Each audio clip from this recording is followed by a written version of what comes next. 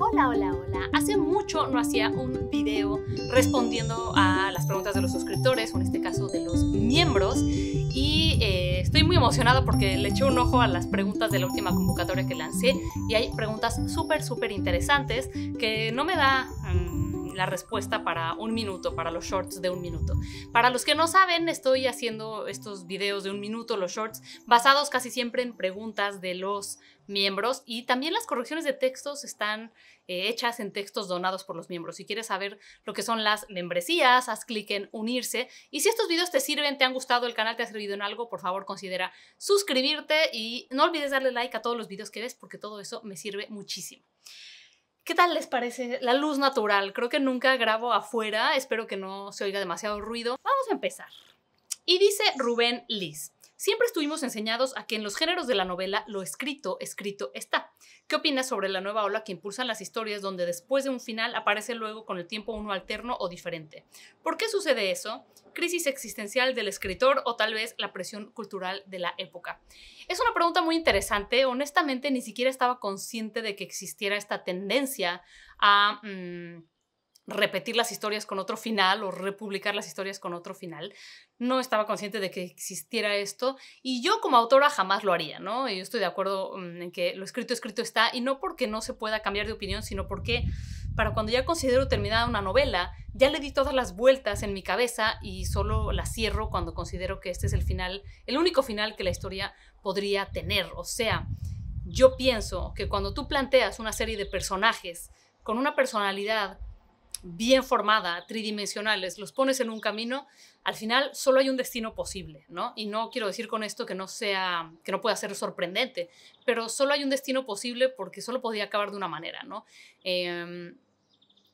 Tal vez haya un par, pero en algún momento, por alguna razón, los pasos que llevaron esos protagonistas los llevan al final, que debía de ser el final definitivo. Entonces yo nunca me metería con obras anteriores para cambiar el final, por esto, pero también porque generalmente digamos que en una carrera sana de un escritor, sigues adelante y escribes otras historias. Y terminas una historia, te olvidas de ella, o sea, no es que te olvides de ella, pero la echas al mundo y salga publicada o no salga publicada, tú ya consideras que ya no es tuya o que ya dijiste lo que tenías que decir y entonces sigues con otra historia. Si uno sigue tan clavado en una historia anterior como para seguirle buscando finales alternos, es que no se ha despegado de ella y no se ha puesto a escribir otra, ¿no? Entonces creo que lo sano sería empezar otra historia y ya dejar de pensar en esto, ¿no? Es un poco como estás en una nueva relación y sigues pensando en si te podías haber casado con tu ex, ¿no? Pues tal vez lo mejor es concentrarte en esta nueva relación, en esta nueva historia y dejar atrás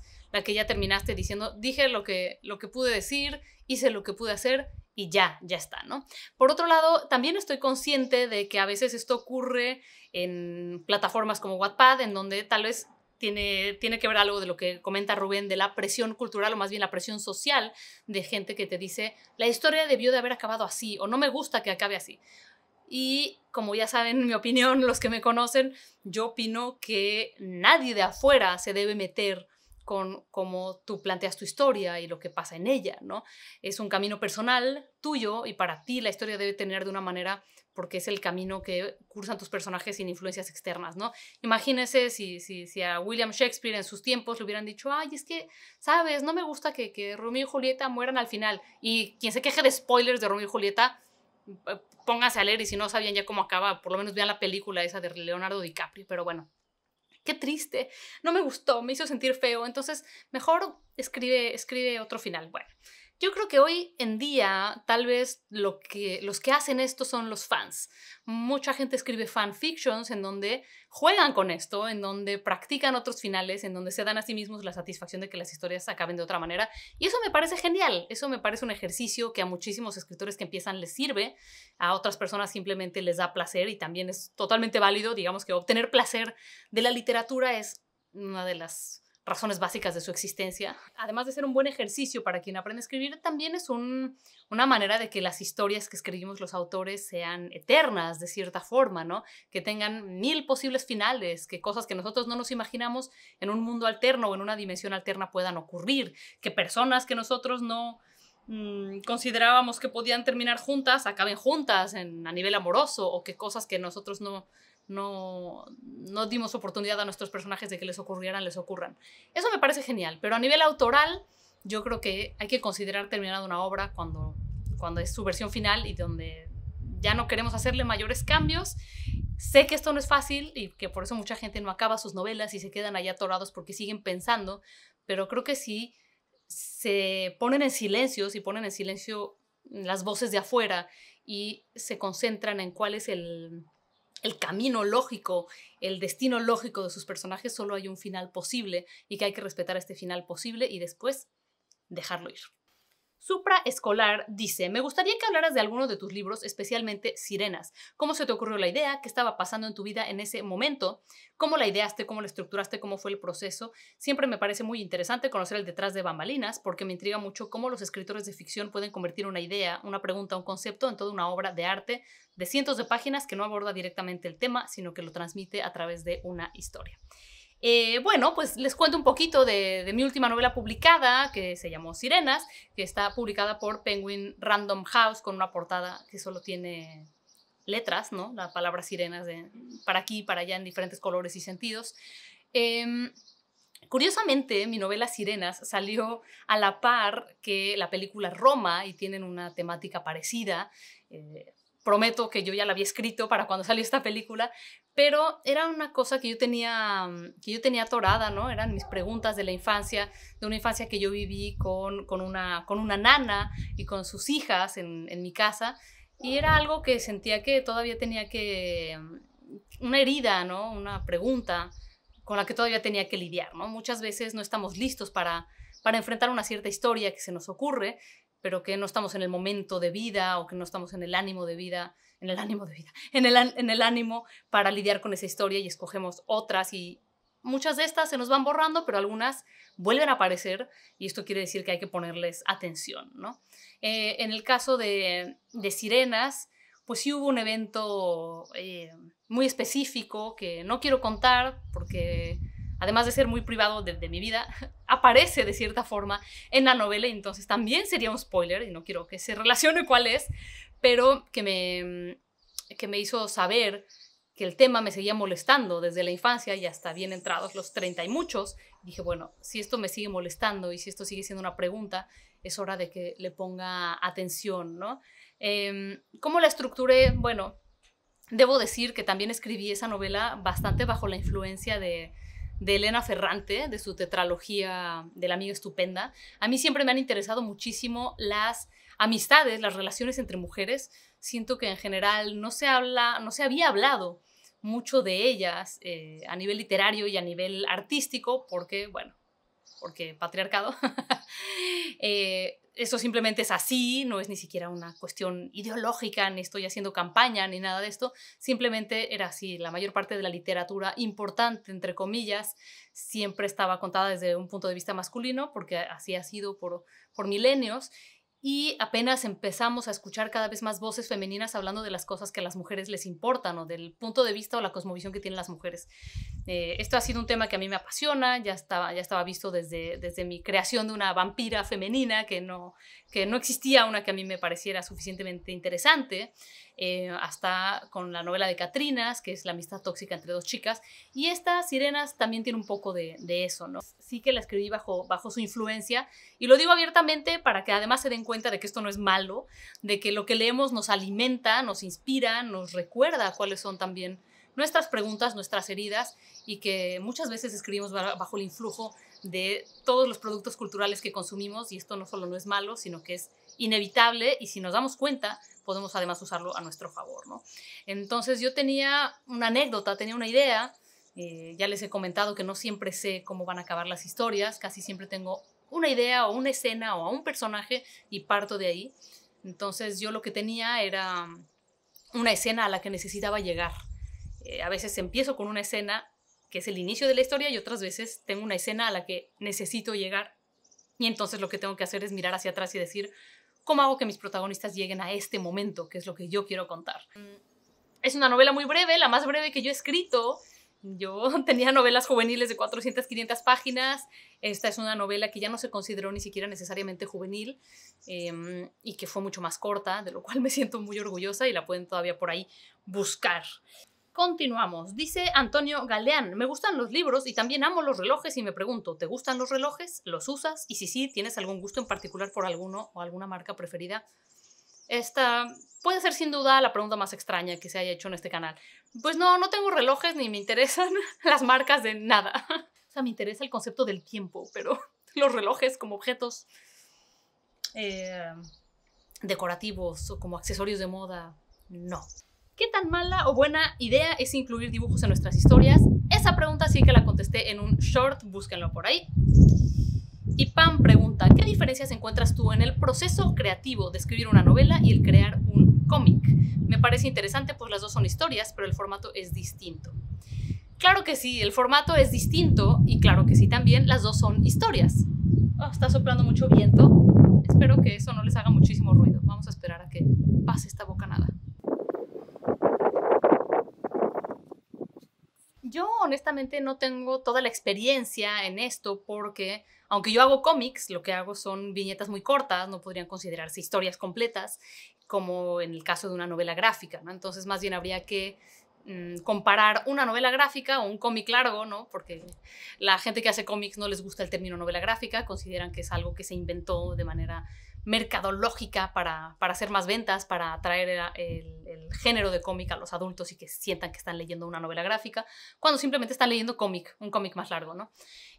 Yo hago viñetas, yo hago tiras cómicas, no es lo mismo, eso sería el equivalente quizá a un microrrelato, pero sí que tengo amigos que hacen cómic, que hacen novelas gráficas, y el proceso ha sido el mismo. De hecho, nos hemos asesorado mutuamente varias veces porque las novelas gráficas requieren igual una historia y un guión, y de lo que pueden prescindir muchas veces es de las descripciones que nosotros como novelistas tenemos que aprender a hacer. Las descripciones tanto de los personajes como de los escenarios y de la atmósfera, eso está obviado en el dibujo, digamos, el dibujo lo aporta y entonces nos quedamos solamente con algunas notas pequeñas y con los diálogos, por supuesto, ¿no? Obviamente ahora en cuestión de cómic hay muchísimos formatos que ya no son nada más los tradicionales, que cuando uno piensa en cómic, tal vez están ustedes pensando en cómics de superhéroes, pero hay muchísimos formatos, muchísima cosa de vanguardia que está jugando con toda clase de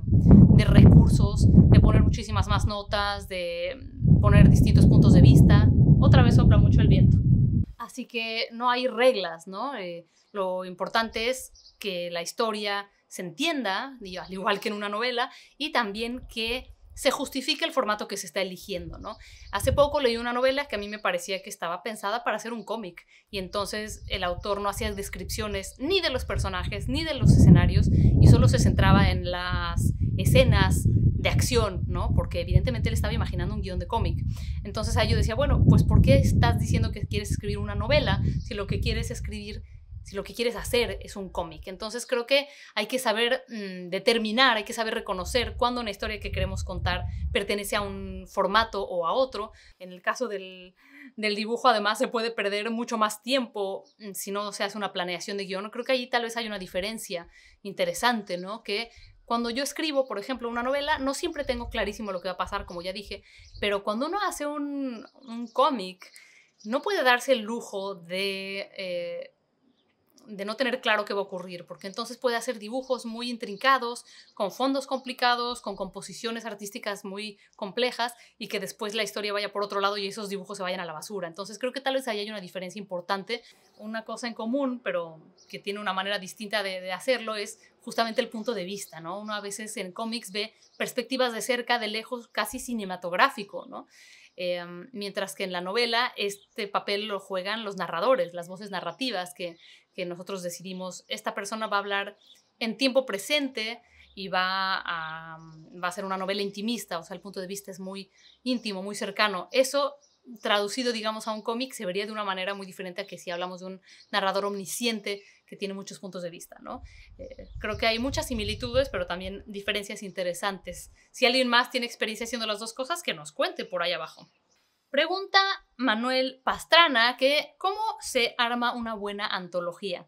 Honestamente, no tengo la experiencia de hacerlo, nunca he estado detrás del trabajo de una antología, pero supongo que tiene que ver con encontrar una línea narrativa en común que una todos estos textos en una antología. Muchas veces las antologías tienen que ver con un lugar geográfico, o con la edad de los escritores, o con un tema, ¿no? Antologías de terror, antologías de mujeres escritoras, antologías de escritores bolivianos, etc. Pero la verdad no voy a entrar mucho más porque no tengo grandes consejos que dar. Pregunta Isabel Trejo, dinámicas para escribir en equipo, también ya contesté en un short. Kevin Girón pregunta, ¿cuál es la diferencia entre poesía y un relato poético? Siento que ando en el limbo entre estos dos géneros. Bueno, creo que no tendría que haber una preocupación tan grande en poder nombrar el género en el que estamos escribiendo, ¿no? Veo muchas preguntas al respecto de esto de ¿cómo se llama lo que yo estoy escribiendo? ¿En qué cajita cabría? Y estas cajitas no las inventamos los escritores, las inventan los estudiosos, los académicos y los vendedores, la gente, las editoriales, que tienen que catalogar, que clasificar las cosas que reciben en un género u otro para saber a quién dirigirlo, a quién venderlo, qué tipo de portada ponerle. Ese trabajo lo hacen ellos. Nosotros no tenemos que preocuparnos por saber en qué cajita entramos, ¿no? Nosotros solo tenemos que escribir y no hay reglas para mezclar los supuestos géneros, pero diríamos que la poesía esencialmente son sensaciones o son impresiones que no buscan contar una historia, ¿no? Mientras que un relato, por definición, está relatando con alguna cierta estructura algún hecho, alguna serie de hechos, algo que sucede, ¿no? Mientras que en la poesía casi podríamos decir que se narra algo que es y no algo que sucede. Me pregunta Katie Co, ¿cómo determinar el valor monetario de nuestra obra al momento de autopublicar? Muy buena pregunta. Lo mejor sería ver cuánto cuestan más o menos las obras similares a las tuyas. Las obras que tienen un largo similar y que se mueven en un género similar. El cuarto legendario pregunta, ¿se vale complementar tu historia con frases o citas de libros antiguos o sin autor, como la Biblia o documentos apócrifos, por ejemplo? ¿Se vale? Por supuesto que se vale. Muchísima gente lo hace. Todo se vale. Si está justificado, se vale. Y claro, tal vez no tiene autor la Biblia, pero sí tienes que mencionar el pasaje, ¿no? Como Isaías 24:36. Sí tienes que mencionar de dónde sale la cita que estás utilizando, pero por supuesto que se vale. Luis Jiménez pregunta, ¿qué opinas sobre precuelas o historias paralelas de una historia con principio y fin ya establecidos? Creo que pueden enriquecer mucho. Creo que muchas veces se hacen por cuestiones comerciales, ¿no? Lo hemos visto con muchísimas sagas, con muchísimas series, tanto de televisión como de cine, ¿no? Incluso con esta serie de How I Met Your Mother, ¿no? Cómo conocí a tu madre, y ahora ya hicieron cómo conocí a tu padre, que es decir, vamos a tomar un concepto que ya vimos que funcionó y explotarlo al máximo. Entonces, a veces se hace por estas razones y a veces se puede ver justificado, ¿no? Por ejemplo, la Guerra de las Galaxias, que sabemos que empieza en el episodio 4, pues ya nos estaban anunciando que hay historia anterior, que hay episodio 1, 2 y 3, y por lo tanto las secuelas complementan la historia. Para cuando estamos muy interesados o muy metidos en una historia y en sus personajes, pues nos gusta saber más de ellos, de dónde vienen, su origen, etc. Así que si está justificado, si aporta algo nuevo, pues me parece genial. Por ejemplo, Los Animales Fantásticos de J.K. Rowling, ¿no? Que es mismo universo, distintas facetas. Esto simplemente alimenta. Rubén Gallardo pregunta, ¿cómo evitar el miedo a cometer errores? Cometiéndolos una y otra vez y teniendo el ánimo de aprender a corregirlos. La única manera de aprender a corregir los errores es cometiéndolos. Espero que les haya gustado esta primera tanda de respuestas a sus preguntas y sé que quedaron preguntas pendientes, pero no se preocupen que las seguiré contestando, pero voy a dividir este video en 2 partes para que no sea larguísimo. Y recuerden, denle like a este video si quieren ser miembros de este canal y ver sus preguntas respondidas, sus textos corregidos en público, aunque parezca humillante, es mucho aprendizaje. Consideren formar parte de este canal como miembros con aportaciones mensuales desde $1 al mes, que realmente en nuestra vida cotidiana nos lo gastamos en un café o en un taco en Café Mexicano. Así que es una manera muy accesible de apoyar este canal para que yo pueda seguir haciendo cada vez más videos y de mejor calidad.